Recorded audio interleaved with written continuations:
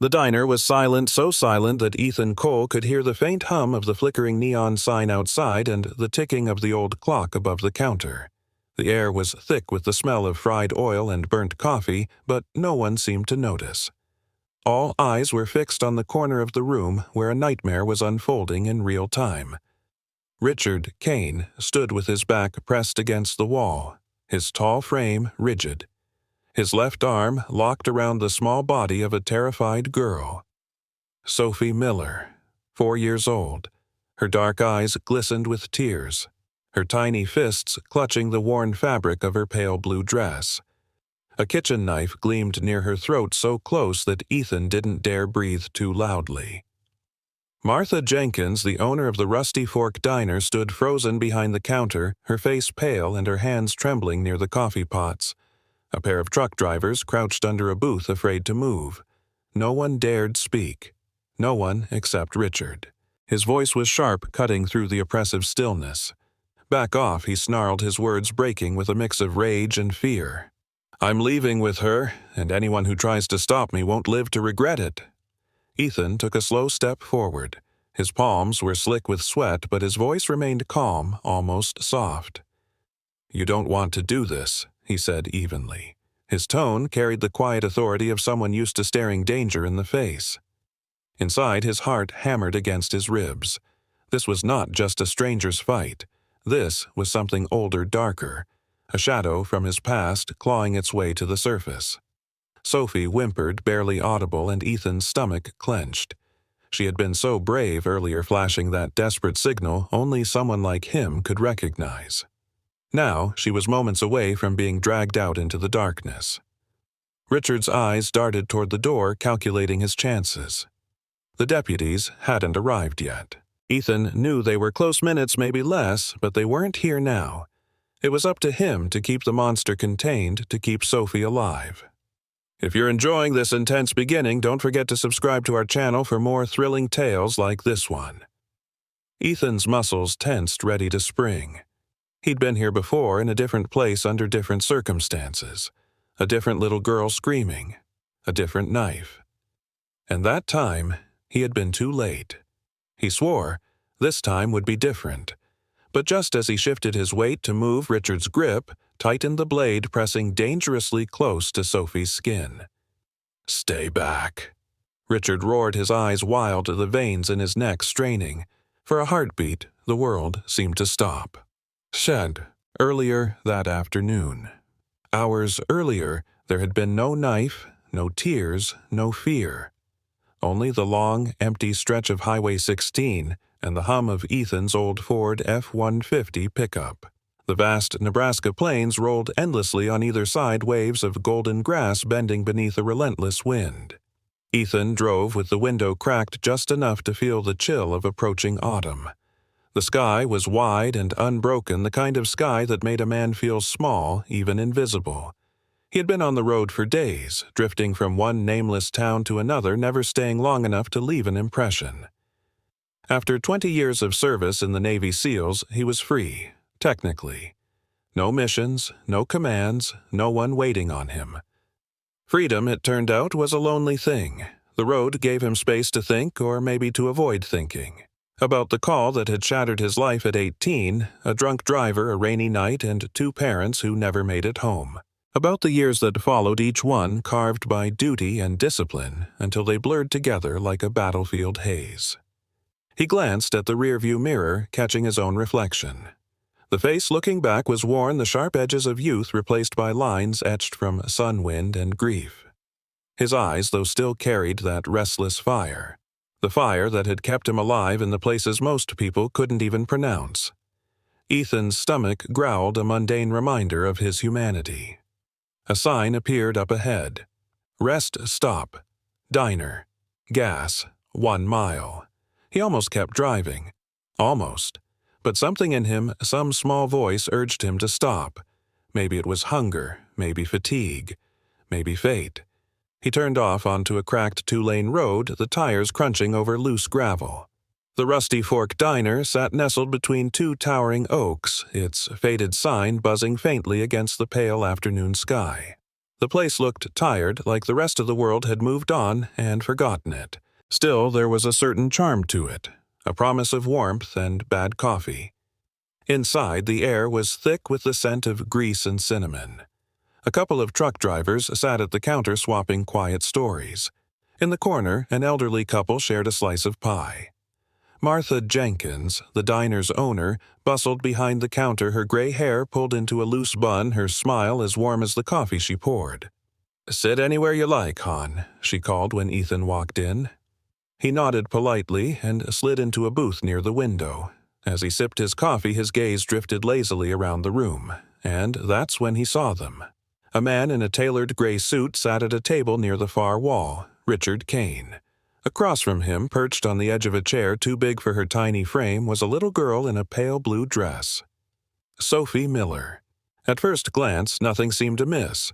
Richard looked every bit the respectable businessman. His hair was neat, his jaw clean-shaven, his shoes polished to a shine. The kind of man strangers instinctively trusted.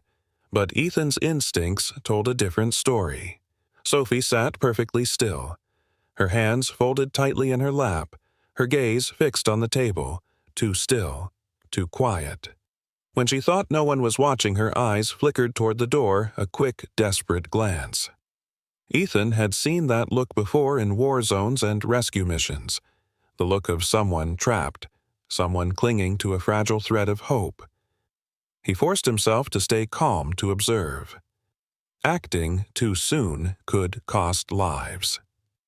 Richard turned a page in his book with exaggerated care, as if every movement were a performance.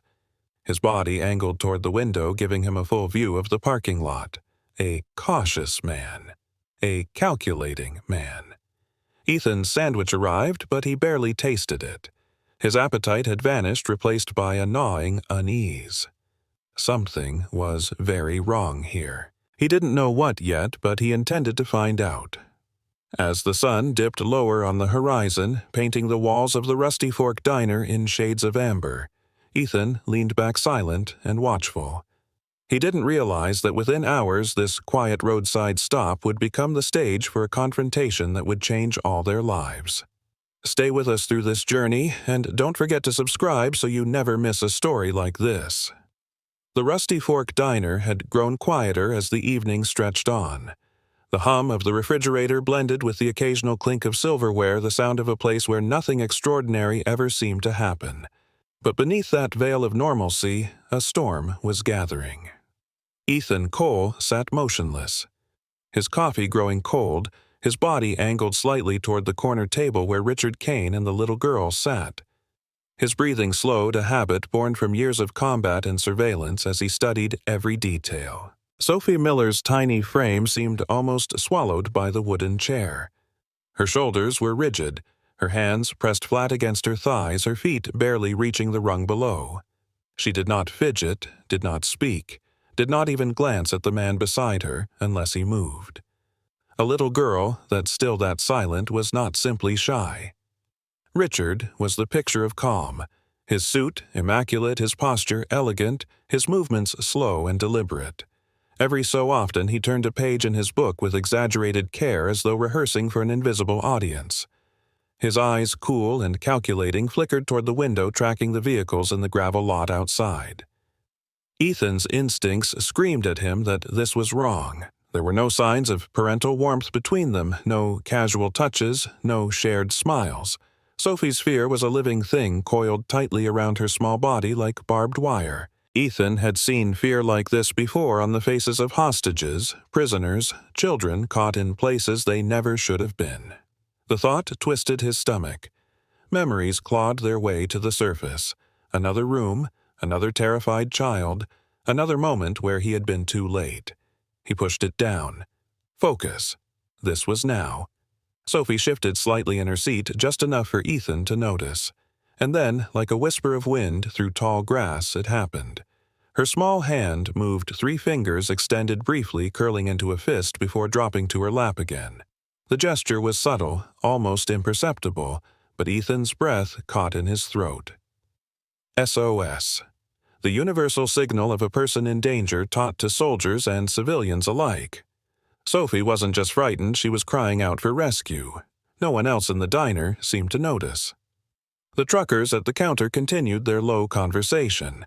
The elderly couple near the door shared their pie in peace. Even Martha Jenkins, moving briskly between tables, didn't see it. Ethan's decision was immediate and absolute. He rose slowly, deliberately, as if stretching his legs, and caught Martha's attention when she passed close by. His hand brushed lightly against hers as a soldier's gesture of silent urgency. He pressed 2 fingers to his lips, a universal command for silence, then flicked his eyes toward the corner table. Martha froze for a fraction of a second, confusion flickering across her face. Ethan leaned close, his voice a ghost of a whisper. "Call the sheriff," he breathed. "Now, quietly. There's a child in danger." To her credit, Martha did not scream or panic. She gave the smallest of nods and disappeared into the back room, leaving behind the comforting clatter of dishes and the warm smell of cinnamon pie. Ethan returned to his booth, forcing himself to look casual. Inside, he was coiled tight, every muscle ready to spring. The clock on the wall ticked softly, each second stretching longer than the last. He needed to keep Richard here to hold the situation steady until help arrived. Acting too soon could spook him, could send him fleeing with Sophie before the deputies had a chance to intervene. Richard turned another page, his movements too smooth, too rehearsed. His free hand rested lightly on the table, his fingertips drumming in a slow, measured rhythm. Ethan saw it for what it was, control. A predator marking his territory. Ethan's gaze slid toward Sophie. She kept her eyes down, but her body betrayed her terror. Her knees pressed together so tightly her legs trembled. When Richard cleared his throat, a sharp, commanding sound, she flinched violently. The sight stoked a fire in Ethan's chest, a fire he forced himself to bank. Not yet, not without a plan. The seconds crawled by. No sirens, no lights, no help. He needed a way to hold Richard's attention to prevent him from suspecting that anyone had noticed. At the end of the counter sat a jar of hard candies, their red wrappers gleaming beneath the dim light. Ethan rose smoothly and took one, tucking it into his palm. He approached the corner table with the unhurried gait of a traveler stretching his legs. His face was relaxed, his tone casual when he spoke. "Evening," he said lightly, offering the candy to Sophie. Thought she might like a treat. Sophie's eyes widened. She reached instinctively, but before her small hand could close around the sweet Richard's own hand, lashed out, striking hers sharply. The candy dropped, bouncing once before skittering under a nearby booth. "She doesn't want any," Richard said, his voice low and controlled, though his eyes flashed with barely contained fury. Ethan forced himself to smile to project harmlessness. No offense meant he replied smoothly. Just trying to be friendly. Richard's lips curved into a polite but empty smile. "She's shy. We were just about to leave." He rose, towering over Sophie as he gripped her arm. The girl winced but made no sound. Ethan shifted subtly, placing himself between Richard and the door without appearing confrontational. "No need to rush off," he said, still casual. "Evening's just getting started." Richard's smile didn't falter, but his grip on Sophie tightened. The tension snapped like a taut wire when the bell above the diner door jingled. 2 uniformed deputies stepped inside their boots, clattering softly against the worn floor. Relief surged through Ethan like a wave, but it was short-lived. Richard straightened instantly, his face transforming into one of aggrieved dignity. "Officers," he said, his tone dripping with authority, "thank God you're here. This man," he pointed at Ethan, "has been harassing me and my daughter." The deputies exchanged glances. One of them, Deputy Miller, frowned at Ethan. "What's going on here?" Ethan's pulse spiked. He opened his mouth to explain, but Richard was faster, weaving a tale of misunderstanding and false accusations. His words were smooth, convincing, the kind of performance a practiced manipulator could deliver without effort. Ethan saw doubt flicker in the deputy's eyes. Worse, he saw Richard's confidence growing. If the deputies took his side, he would walk out of here with Sophie before anyone could stop him. Martha emerged from the back room, then her face pale. She met Ethan's gaze, but before she could speak, Richard stepped forward sharply, cutting her off with a glare that silenced her. Ethan's mind raced. This was slipping away. If they let Richard leave now, Sophie would vanish into the night. And then, in that moment of mounting chaos, Sophie did the bravest thing Ethan had ever seen. She moved her hand again, 3 fingers up, curling into a fist, dropping quickly to her lap. The signal was unmistakable. SOS. Ethan's heart hammered. It was the proof he needed. The lifeline Sophie had cast into the void, trusting anyone to see. He turned sharply to Deputy Miller, his voice a low growl of urgency. "Did you see that she's telling us she's in danger? You miss it because you weren't trained to see it. But I was, and I'm telling you, if we let him walk out that door, we'll never see her again." Deputy Miller hesitated, caught between duty and doubt. Richard sensed the shift and tightened his grip on Sophie, his mask of calm slipping for the first time. The room felt like a powder keg ready to explode with the slightest spark. If this story has you on edge, subscribe now so you never miss the next heart-pounding moment. The silence that followed Sophie's second signal was the kind that could shatter with a single breath. Richard Kane's eyes went cold like glass left out in the dead of winter. His grip on Sophie's small arm tightened, drawing a whimper from deep within her throat. It was a sound so faint that only Ethan heard it, and it pierced through him like a blade. Ethan felt the shift before it happened. Richard knew he had been exposed. The elegant mask he had worn so flawlessly throughout the evening began to fracture. His smile faltered, replaced by a hard, feral snarl. The deputies didn't even have time to process what they were seeing before Richard moved. In a single, violent motion, he reached beneath his tailored jacket and produced a folding knife. The blade snapped open with a sound that froze every soul in the diner. Gasps erupted. Chairs scraped against the old linoleum floor as the truckers dove for cover. Martha Jenkins stumbled backward, nearly dropping a coffee pot, her face pale with shock. Richard yanked Sophie close, the blade flashing dangerously near her throat. Her tiny body went rigid, her eyes wide-breath coming in ragged gasps. Ethan's heart thundered, but his training locked him into a state of hyper-focus. Every detail became painfully clear, the trembling of Sophie's lip, the bead of sweat rolling down Richard's temple, the distant wail of a siren approaching far too slowly. Richard's voice rang out sharp and wild. "No one moves." The command reverberated through the diner, silencing even the clatter of dishes in the kitchen. "I am leaving with her. Anyone who tries to stop me will regret it." Deputy Miller's hand hovered near his holster, his knuckles white but his eyes betrayed hesitation. Deputy Harris was frozen, unsure whether to draw his weapon with a child so close to the blade.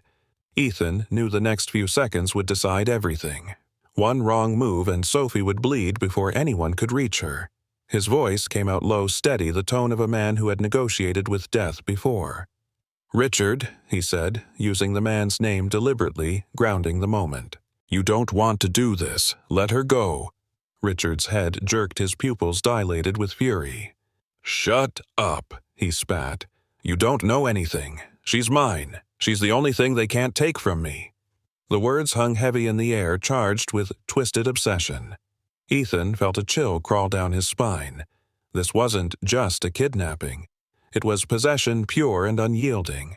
Images from Ethan's past surged up without warning. Another mission. Another girl. The memory struck with the force of a physical blow. The cramped interior of a crumbling building oversees the smell of dust and cordite, a team moving silently through shadowed hallways. And then a scream, a flash of steel, blood on his hands. He had been seconds too late, and the small body he carried out that night had been lifeless. That failure had haunted him every day since a ghost that lived behind his eyes. Now, standing in the Rusty Fork diner, he saw that same terror reflected in Sophie's face. This was his second chance. Redemption wrapped in pale blue fabric and trembling hands. Ethan took a slow step forward, palms visible. "Listen to me," he said softly, his voice almost a whisper. "I've been where you are, Richard. I've seen what happens when fear wins. Don't let it win today. For a heartbeat, Richard faltered. His breathing hitched his grip, shifting slightly. Ethan seized on the moment, taking another step. But Richard's paranoia roared back louder than reason. He jerked Sophie back, the blade pressing closer. "Stay back," he screamed. "You don't get it. Amanda left me. She took everything, my house, my life. But she can't take Sophie. I won't let her." The name hit Ethan like a thunderclap. Amanda. The girl's mother. The puzzle pieces snapped together with chilling clarity. This wasn't random. This was revenge. Outside, the wail of sirens grew louder, closer, but still too far away. Ethan realized they were out of time. The deputies shifted, exchanging a quick glance. Deputy Miller mouthed a question. "Take the shot." Ethan gave a sharp shake of his head. Too risky. Sophie was too close. They needed Richard alive, Sophie unharmed. This had to end clean. Ethan's mind raced. He needed a distraction. And then he saw it, the candy he had offered Sophie earlier still lying under a booth, its red wrapper gleaming faintly. A small thing, almost laughably insignificant. But it sparked an idea. He took a deliberate step to the side, drawing Richard's gaze. "You know, Richard," he said slowly. "She's scared because you've made her scared. That's not love, that's control." Richard's eyes flared with rage. "You think you know love? You think Amanda's new husband loves her more than I do?" His voice cracked, teetering on the edge of madness. "They're liars. They're thieves. Sophie is mine." While Richard raged, Ethan subtly shifted his weight, his foot nudging the fallen candy wrapper. It crackled softly, barely audible, but Sophie's eyes flickered toward it. She understood. Her tiny chest rose and fell rapidly. Ethan gave the smallest nod. "Now." In a blur of movement, Ethan stomped hard on the candy wrapper, the sharp sound like a gunshot in the confined space. Richard flinched instinctively, his grip loosening for a fraction of a second. That was all Ethan needed. He lunged forward, closing the distance in 2 strides. His hand clamped around Richard's wrist, twisting it violently. The knife wavered, then fell clattering to the floor. Richard roared, his other hand clawing at Ethan's jacket. Sophie stumbled free, scrambling toward Martha, who swept her into protective arms. The deputies surged forward, one restraining Richard while the other ushered Sophie and Martha toward safety. But Richard fought like a man possessed. His fist connected with Ethan's jaw, sending stars exploding behind his eyes. Ethan responded with precision, years of training guiding his strikes. A sharp elbow to the ribs, a knee to the thigh. Each blow calculated to subdue, not kill. The struggle crashed into a booth, splintering wood. Plates shattered. The jukebox rattled violently, a discordant echo of the chaos. Finally, with a guttural roar, Ethan slammed Richard's arm against the counter, pinning him long enough for Deputy Miller to snap the cuffs into place. Richard sagged, panting, his rage spent, but his eyes still burning with hatred. The diner fell into a stunned silence, broken only by Sophie's muffled sobs. Ethan turned breathless to see Martha rocking the little girl, gently whispering words of comfort. Sophie clung to her, trembling but alive. Relief washed through Ethan, so fierce it left him dizzy. But beneath it lay something darker, a tremor of anger not at Richard but at himself for the ghost of that other girl he hadn't saved. Tonight, at least, he had been in time. If you've been holding your breath through this chapter, remember to subscribe so you don't miss what comes next. The Rusty Fork Diner felt like a war zone after the storm had passed. Chairs lay overturned, shards of ceramic littered the floor, and the jukebox emitted a faint, pitiful hum, as though struggling to remember a tune it had once known. Richard Kane sat slumped against the counter, his hands cuffed behind his back. His chest rose and fell in ragged bursts, sweat plastering his once perfect hair to his forehead. Even defeated, his eyes burned with a hatred that chilled Ethan Cole to the core. It wasn't the hatred of a man who had lost. It was the hatred of a man who refused to let go. Sophie Miller clung to Martha Jenkins, her tiny frame trembling as silent sobs racked her body. The woman rocked her, gently whispering words Ethan couldn't hear. In the quiet aftermath, those muffled cries were the only sound that seemed to matter. Ethan leaned against the counter, his breathing shallow. His jaw ached from Richard's punch and a thin trickle of blood ran from a cut along his temple, but he barely felt it. His eyes never left Sophie alive and safe. Relief coursed through him, fierce and consuming, and yet, beneath it, lay the ever-present shadow of another failure, another little girl lost to time and memory. Deputy Miller stood nearby, one hand gripping Richard's shoulder to keep him in place while the other called dispatch for backup. Deputy Harris gathered frightened patrons and led them toward the door, speaking in calm, measured tones. When the sirens grew near, the tension in the room finally began to release. A second patrol car screeched to a halt outside. More deputies rushed in, their boots pounding against the worn wooden floor. Richard was hauled to his feet, his protests loud and venomous.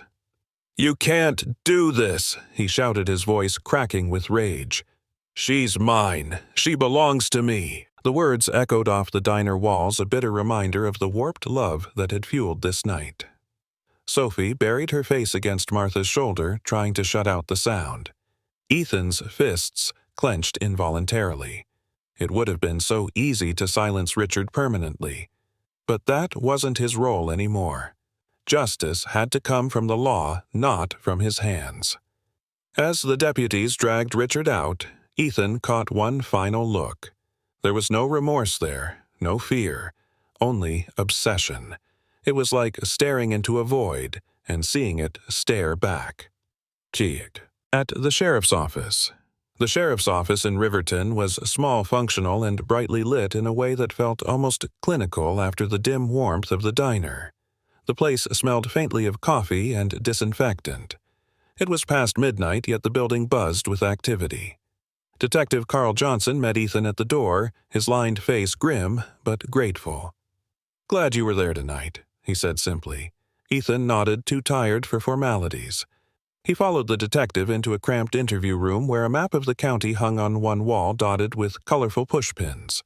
Carl motioned for him to sit, then laid out a folder thick with papers. "This is what we've pieced together so far," Carl began. His voice was calm, methodical, but beneath the surface lay quiet anger.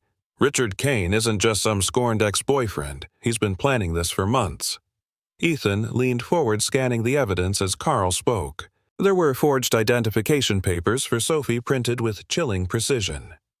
Maps with highlighted routes, each leading north toward the Canadian border. A burner phone filled with text messages outlining rendezvous points and safe houses. Even a motel reservation paid in cash strategically placed near a crossing in Montana. Carl's mouth tightened. He was going to take her out of the country, disappear completely.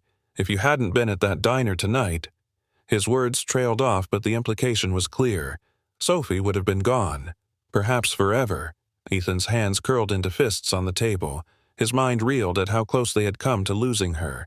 He didn't just want to hurt Amanda. Carl continued. He wanted to own her, through her daughter.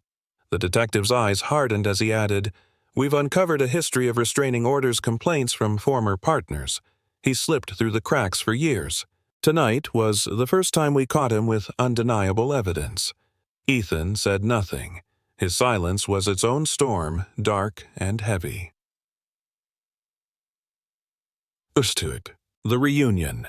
A commotion outside drew their attention. Ethan rose as a woman burst through the door, her face pale and frantic. Amanda Miller. Sophie's mother. Her eyes scanned the room until they landed on the small figure perched on a bench beside Martha. Sophie looked up, stunned for a heartbeat, then launched herself into her mother's arms.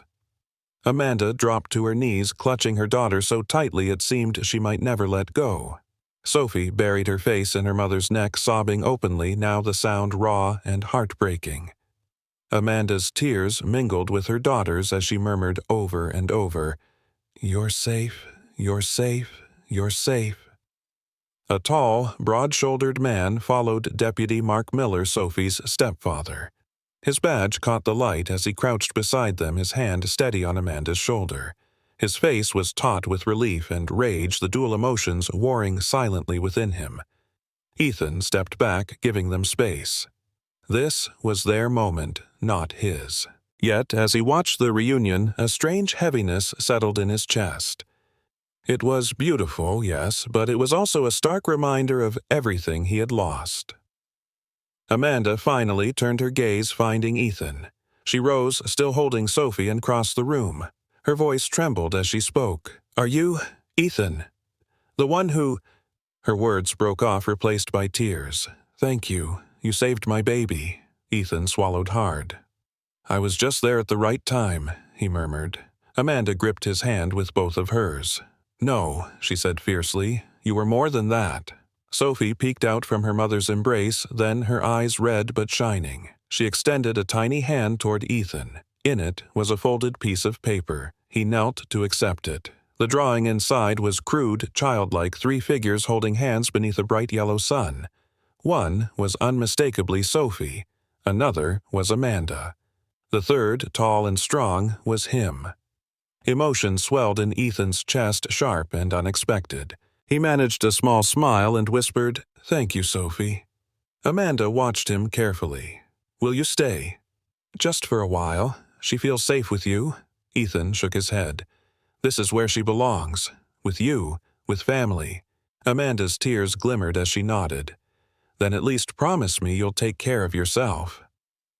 The shadow lifts later, when the paperwork was done and Richard had been locked behind reinforced doors. Ethan found himself outside under the cold night sky. The parking lot was quiet now. The chaos of earlier had faded, replaced by a fragile peace. He leaned against his truck, staring up at the stars scattered across the darkness. They seemed impossibly distant, like memories he couldn't quite reach. Behind him, the door opened.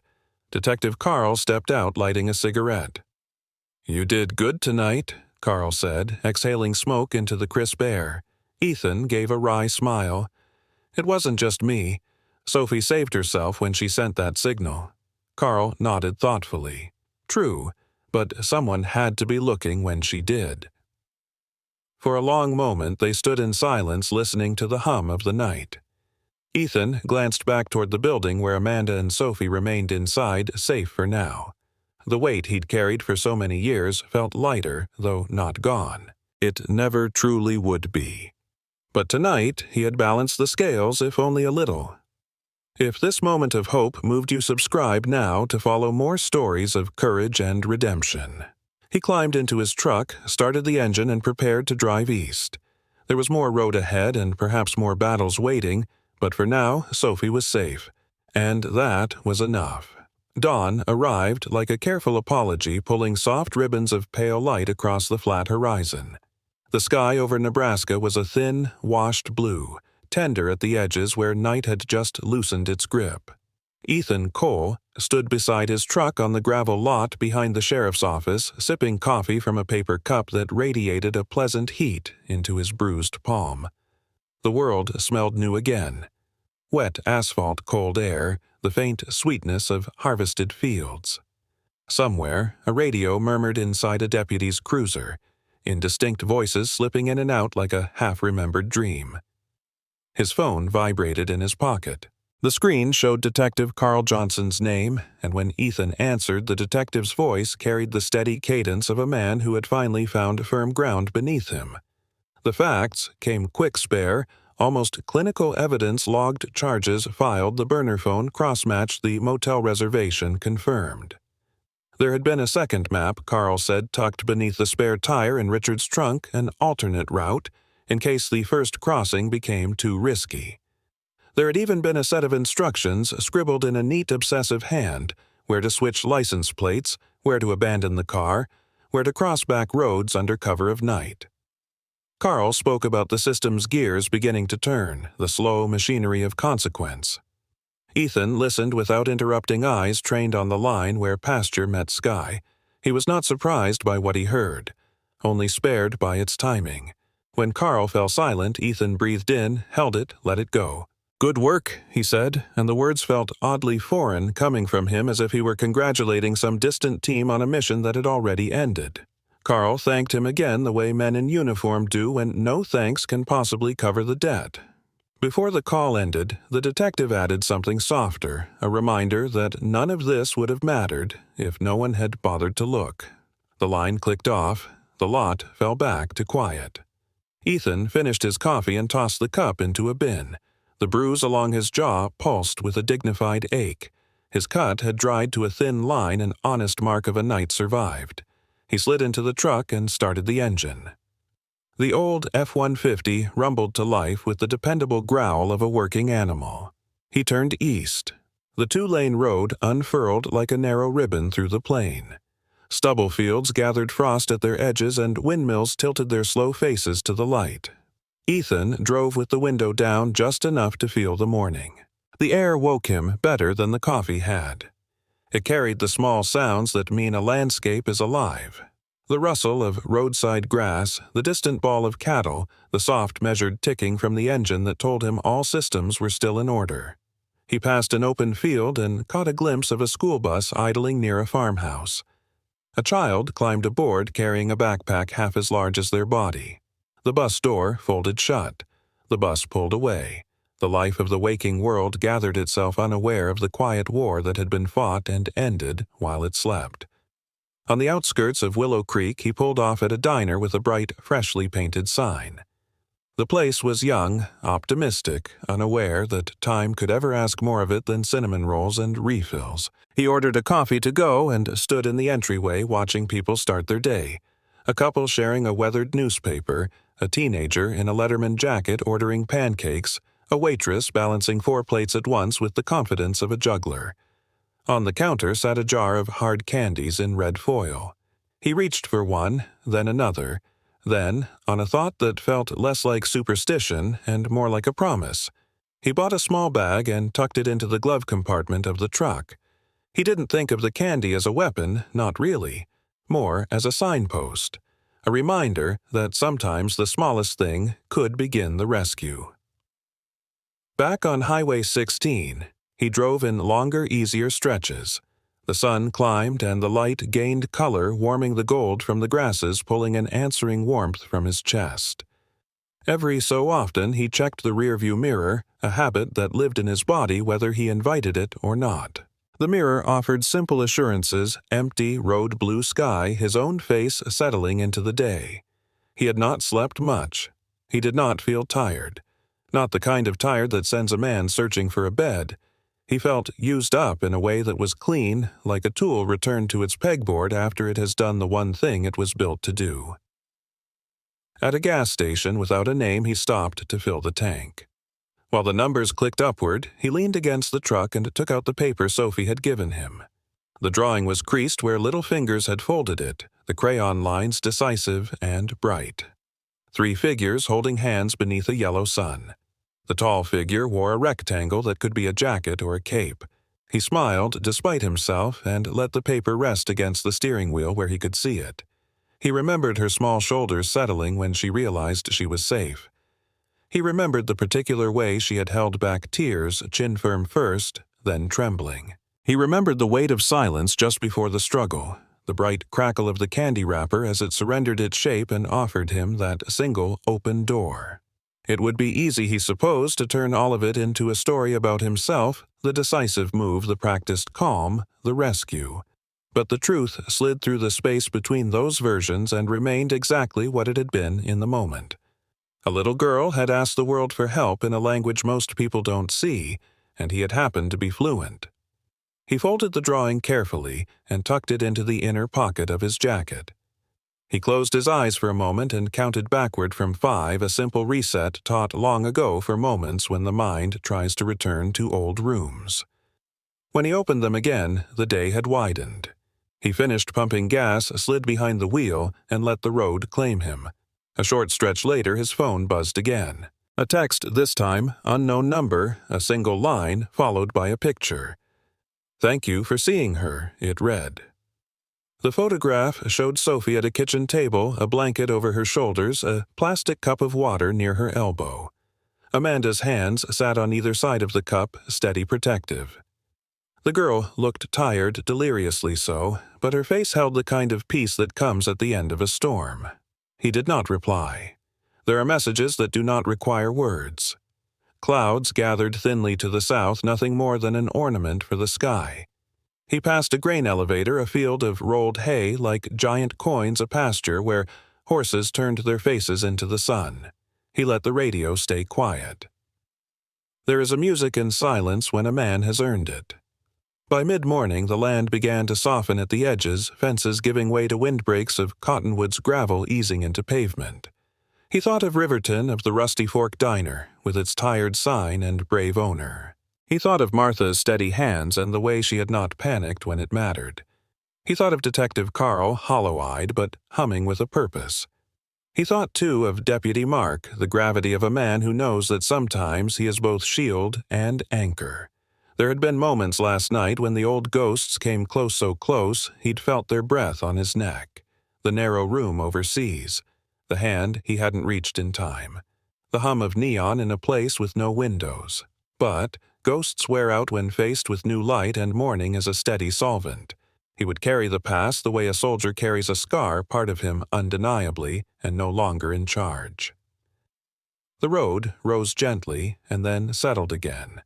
On a stretch with no traffic for miles, Ethan let his right hand lift from the wheel just for a second, an acknowledgement of the day as it was. Not perfect, not permanent. Sufficient. He imagined the jukebox at the diner, the one that had rattled and groaned during the struggle. In his mind, he gave it a song, something low and sure, a melody that didn't try to fix what had happened, only to witness it. Somewhere, people were eating breakfast. Somewhere, a girl was sleeping late with a blanket around her shoulders. Somewhere, a sign flickered and went still.